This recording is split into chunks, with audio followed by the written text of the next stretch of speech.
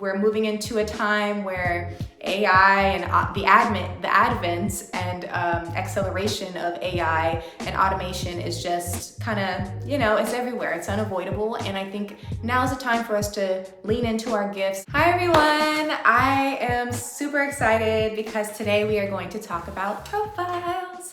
That is my absolute favorite topic within the world of human design because it is so interesting to me. It's very nuanced. There are a lot of intricacies that kind of look at different aspects of the human personality, and when it goes into the profiles, it gets really, really, really specific. And I actually think there's a lot that we have to learn about profiles. I will say that for anyone who's just getting into human design or is curious about it, I really want people to look at it with an open mind, just like you're looking at, your astrological chart or your Enneagram, any kind of tool that's used to study the human personality. Look at it with an open mind. And if it resonates with you, then maybe, take those pieces into hand and sort of use them and apply them to your life in a way that works best for you. So let's get into it. So for our profiles, we have 6 total, right?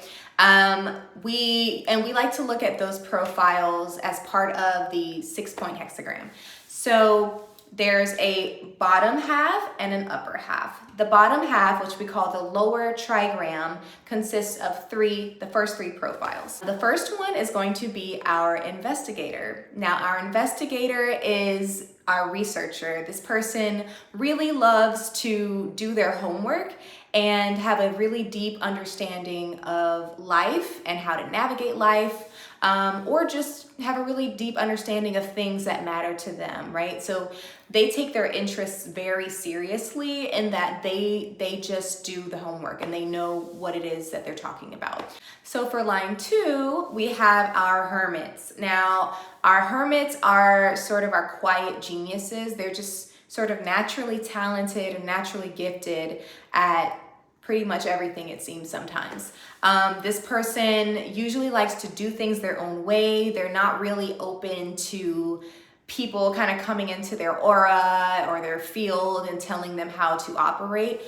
This person has a really deep sense of, what brings them fulfillment. They spend a lot of time in solitude doing things that bring them joy. So our line 3, which I actually think is very cool, is our martyr. Now, the martyr can also be looked at as the experimenter because this person is not afraid to try things and learn things the hard way. In fact, this personality is often associated with kind of bumping into things, whether it be literally or figuratively, and kind of stumbling upon discoveries accidentally. Once they have a really deep grasp on, why things happen, how to pull things apart and put them back together, they can be, oh my God, there is a lizard on the window. Okay. Hey, baby. Oh my goodness. Hey. Oh my God, it's just sitting there. That's so distracting. Line 3s. So line 3s, when you have a deep understanding of sort of why you go through things the way that you go through them, you can really come out on the other side with a really insightful approach to life. And those people often become sort of the administrators and just the guides. They tell us how to do things and how we can optimize our potentials. All right, so for the upper half of our trigram, we have 4 through 6, starting with our foundational line 4. The 4 is going to be our opportunist,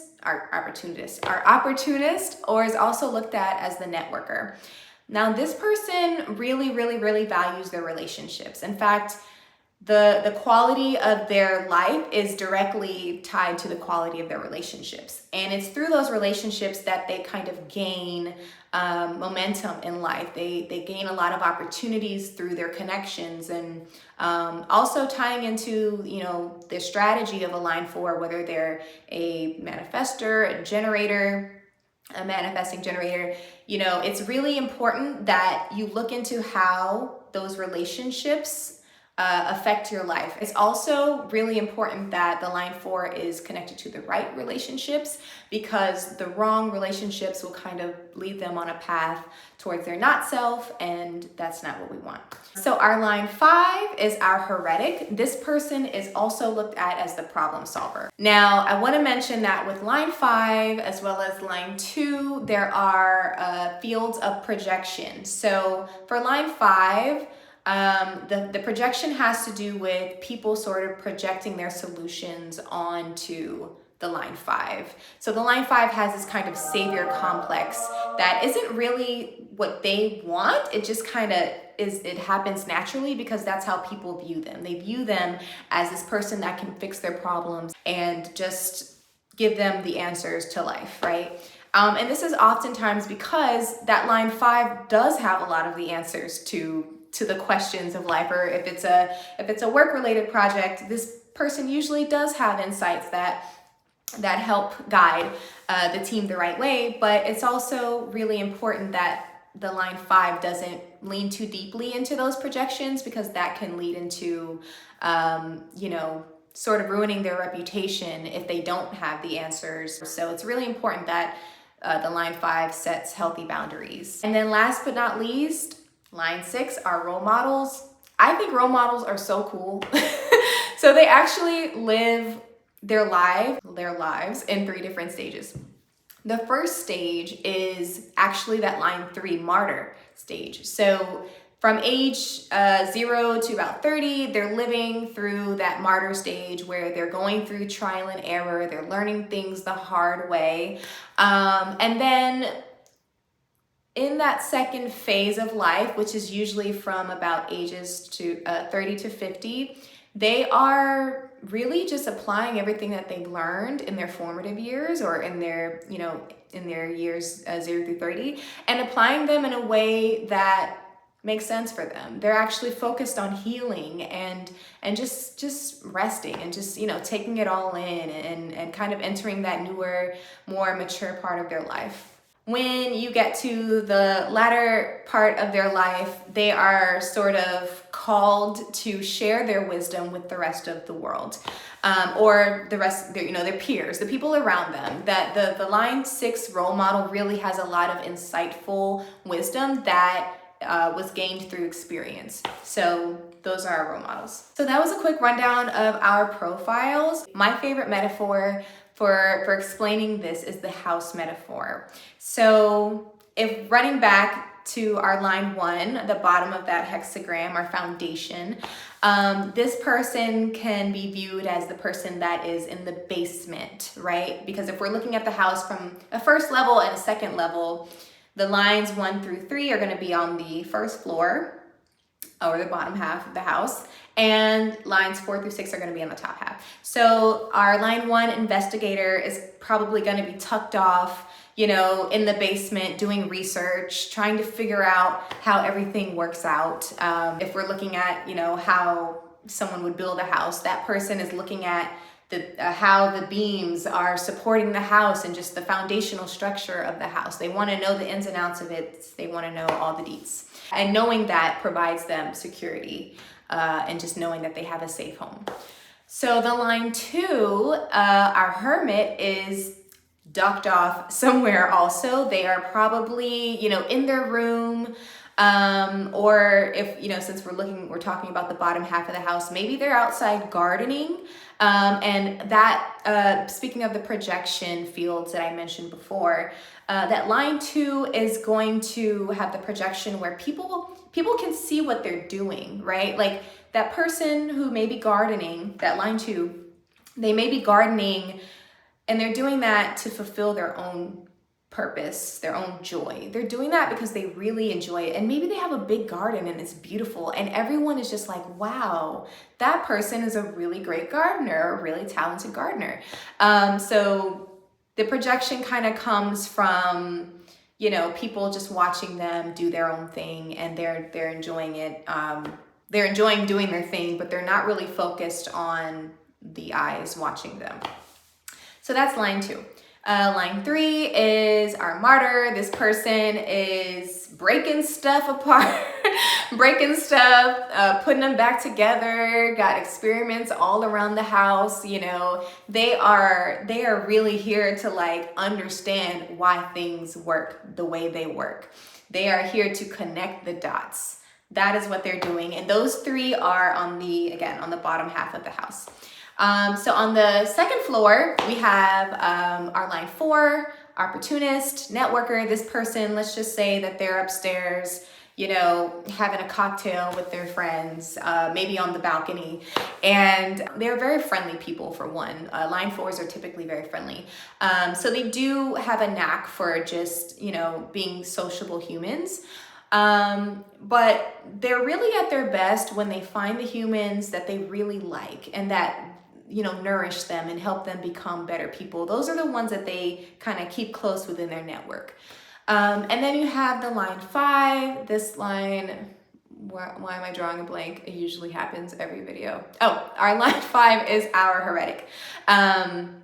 This is the problem solver. So there, for the house metaphor, all the ones that I've seen usually have the line 5 Heretic standing in the front of the window, again, upstairs, and you know, there's that projection field so everyone can see them, like, hello, that's our savior. But the line 5 is really just trying to like chill.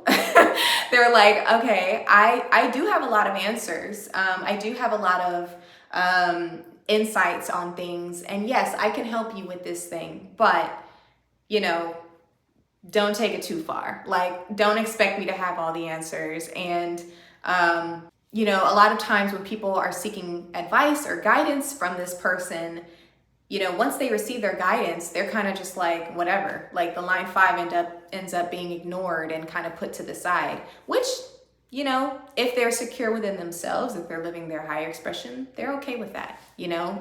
Because again, they kind of like just living in their own space. It's not completely like the lines 1 through 3 where they're completely self-absorbed, but they do like their own space. Okay, and line 6 are role models. Again, these are our individuals who have lived the life of a line 3 martyr. So they were downstairs and now they're upstairs. Now they're on the roof, actually. So when they get on that roof, when they're sitting on that roof, they can see all of the lines beneath them, and they also have a bird's eye view of the entire neighborhood. So they really have that experiential wisdom that, you know, can help everyone else move along in life in more constructive ways.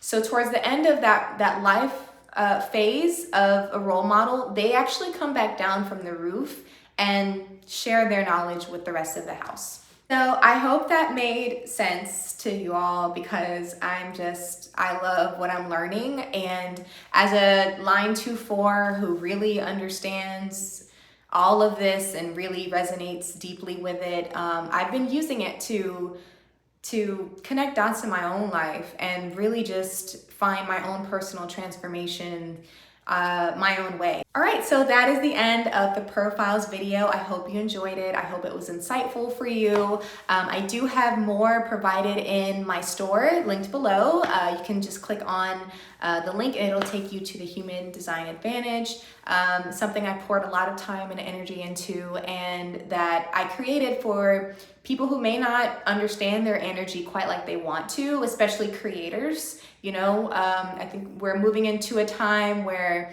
AI and the advent and acceleration of AI and automation is just kind of, you know, it's everywhere. It's unavoidable. And I think now is the time for us to lean into our gifts and lean into our energy and understand how our authenticity can really, I don't know, help the world, help ourselves, and help others. Because I think that's kind of the way forward. So, okay, I'm gonna stop talking. Thank you everyone for tuning in, and stay tuned for the next video.